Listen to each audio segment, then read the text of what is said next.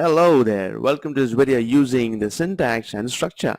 In this video we're going to see how to write your code. So we're going to understand how the language works. It's much like learning a new language. So you need to understand the text, the structure, which comes first, which comes last, and so on. Let's get started.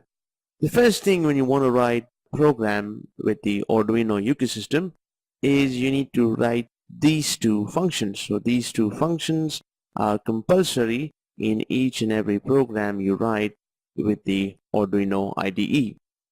Let's get to see what these are. First is called the void setup. Now this is how you write a function. So you call the function's name and then you open a bracket and then you close a bracket.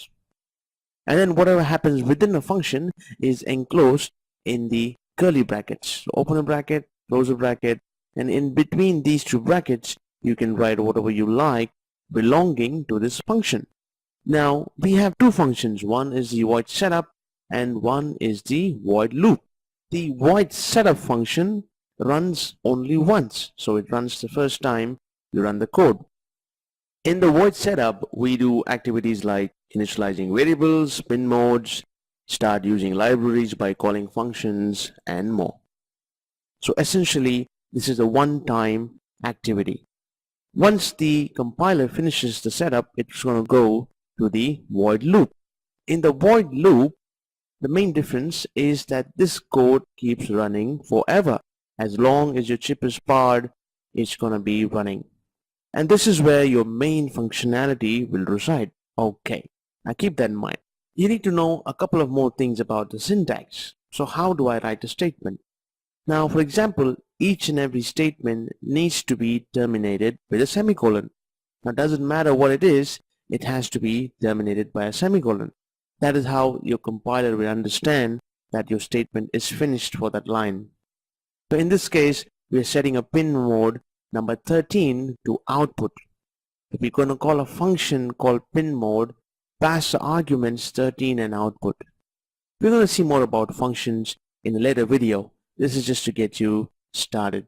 So when you write a good code, you're going to associate a lot of comments with that code, because once you write something, you're the best person to also explain what you've written. Now, to make sure that the compiler doesn't take your English as code, you have to say something special. For example, when you write a comment, you have to first use a double /. So when you do that, your compiler will say that, okay, this is not a code, this is a comment, so I'm going to ignore it. So that's going to work out for a one single line comment. Now if you want to write a multiple line comment, then you're going to use this structure. You're going to use a /, you're going to have a star, and then write whatever you like to write. You can enclose multiple lines, then have a star, and then close with a /. We also use this when we want to hide code which we don't want to be a part of the actual code. Perfect. Let's move on.